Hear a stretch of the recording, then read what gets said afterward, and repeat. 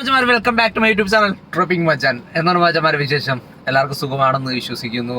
അങ്ങനെ വെയിറ്റ് ചെയ്ത് എന്തോ നമ്മുടെ ആട് സീരീസിലെ 3-ാം ഭാഗം ഇറങ്ങിയിരിക്കുകയാണ്. അപ്പം ഇതിൻ്റെ ഡയറക്ടർ ഫ്രം നമ്മുടെ വേണു കുന്നപ്പള്ളിയും പിന്നെ നമ്മുടെ സർബത്ത് ഷമീറും പിന്നെ അതുപോലെ ഇത് എഴുതിയിരിക്കുന്നത് മെതിൻ മാനുവൽ തോമസ് ആണ്. അപ്പോൾ ഗായ്സ്, സിനിമ എങ്ങനെയുണ്ട് എന്ന് ചോദിച്ചു കഴിഞ്ഞാൽ ഞാനൊരു സീരീസ് എൻ്റെ പേഴ്സണലി എൻ്റെ ഒരു അഭിപ്രായം ഞാൻ പറയാം. എനിക്ക് ഫസ്റ്റും സെക്കൻഡും കണ്ടിട്ട് ഈ ഒരു സിനിമ കണ്ടു കഴിഞ്ഞപ്പോൾ എനിക്ക് ഫസ്റ്റും സെക്കൻഡുമാണ് ഒത്തിരി ഇഷ്ടപ്പെട്ടത്. കാരണം ഈ സിനിമ കൊള്ളത്തില്ലെന്ന് ഞാൻ ഒരിക്കലും പറയത്തില്ല. കാരണം ഇതെന്ന് പറയുന്നത് വേറൊരു രീതിയാണ്. ഇത് ആട് 3-ൽ തന്നെ വരുന്ന ഒരു ടൈം ട്രാവലിംഗ് സിനിമയാണ് ഇത്. പക്ഷെ അത് സംഭവം അവന്മാർ നല്ല ബഡ്ജറ്റ് ആണെങ്കിലും അവന്മാരത് നല്ല രീതിയിൽ തന്നെ ഇറക്കിയത് അടിപൊളിയായിട്ട് അവന്മാർ ഇറക്കിയിട്ടുണ്ട്. വർക്കാവുന്ന കുറേ കോമഡികളുണ്ട്. പിന്നെ നമ്മൾ മാട്ടത്തരമൊന്നും പറയാനായിട്ടൊന്നുമില്ല. പക്ഷെ വർക്കാവിടെ നല്ല രീതിയിൽ തന്നെ എടുത്തിട്ടുണ്ട് അവർ ആ ഒരു സിനിമ എന്ന് പറയുന്നത്. പിന്നെ അതുപോലെ തന്നെ ഇതിനകത്ത് ഇൻട്രോ തന്നെ അറിയാമല്ലോ. എനിക്കിനകത്ത് ഇച്ചിരി മടുപ്പടിച്ചത് വേറൊന്നുമല്ല. ഇതിനകത്ത് ജയസൂര്യയുടെ ഫസ്റ്റ് ഇൻട്രോ നമ്മളിപ്പം ആട് ഫസ്റ്റിനകത്താണെങ്കിലും സെക്കൻഡിനകത്താണെങ്കിലും ജയസൂര്യനെ കാണിച്ചപ്പോൾ ഒരു ഇൻട്രോ ഉണ്ടായിരുന്നു. പക്ഷെ അത്രയും ഒരു പഞ്ച് എനിക്ക് ഇതിനകത്ത് വന്നപ്പോൾ എനിക്ക് അത്രയും കിട്ടിയില്ല. പക്ഷേ ഇതിനകത്ത് ഞെട്ടിച്ചത് സാത്താൻ സേവിയറിൻ്റെ ഇൻട്രോയാണ്. എനിക്ക് ഇതിനകത്ത് ഇഷ്ടപ്പെട്ടതും പുള്ളി ഇൻട്രോയാണ്. പക്കായിട്ട് എനിക്ക് ഇഷ്ടപ്പെട്ട്. അതുപോലെ തന്നെ ഡ്യൂഡിനെ നമ്മൾ എടുത്ത് പറയണത് സത്യമായിട്ടും പുള്ളി ഒരു ഒന്നൊന്നര സാധനമാണ്. പുള്ളിയുടെ അതായത് ഞാൻ പറഞ്ഞില്ല, ഇതിനൊരു ടൈം ട്രാവലറായിട്ടാണ് ഈ സിനിമയിൽ കാണിക്കുന്നത്. അപ്പം വിനായകനെ ഫസ്റ്റ് കാണിച്ചെങ്കിലും പുള്ളിയുടെ രണ്ടാമത്തൊരു വരവുണ്ട്, ഒരു ഇന്റർവൽ ബ്ലോക്ക് കഴിഞ്ഞിട്ടുള്ളൊരു വരവ്. എൻ്റെ മോനെ അത് വിഷയം സാധനമായിരുന്നു കേട്ടാ.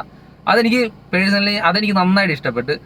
പിന്നെ ഞാൻ പറഞ്ഞില്ലേ, ഇത് മറ്റേത് രണ്ടും തമ്മിൽ കണക്ട് ചെയ്ത് നോക്കുമ്പോൾ ഇത് വേറൊരു സംഭവമാണിത്. ഇത് ഒരു ടൈം ട്രാവൽ സീരീസിൽ പോകുന്ന, അതായത് ആ ഒരു കാലം, അതായത് AD 170 നടക്കുന്നതും പിന്നെ കറന്റ്ലി ഈ ഒരു വർഷം നടക്കുന്നതും.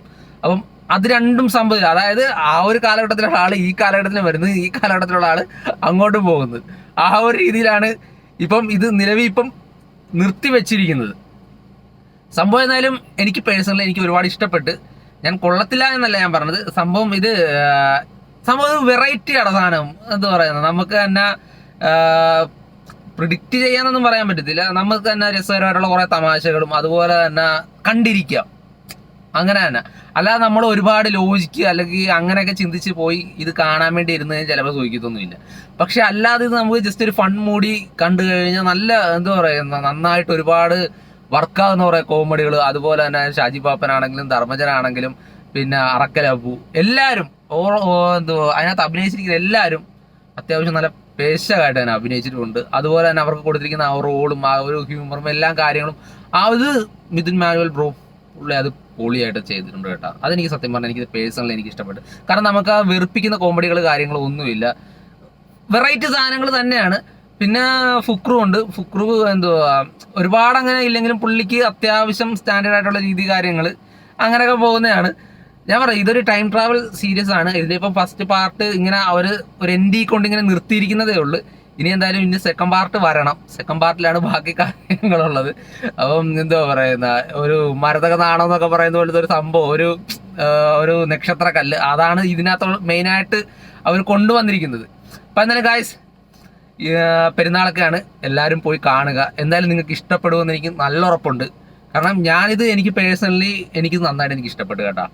കാരണം മറ്റേന്നൊക്കെ പറഞ്ഞാൽ റിപ്പീറ്റ് വാല്യൂ എന്ന് പറയുന്നത് ഭയങ്കര ഇതാണ്. കാരണം അത് നമ്മൾ എപ്പോൾ കണ്ടു കഴിഞ്ഞാലും നമുക്കത് കാണണം എന്നുള്ളൊരു ഫീലിങ്സ് നമുക്ക് എപ്പോഴും കാണും. അതുപോലെ തന്നെയാണ്. എന്തായാലും ഞാൻ എന്തായാലും ഒരു വട്ടം കൂടെ പോയി കാണും ഗൈസ്, ഉറപ്പുള്ള കാര്യമാണ്.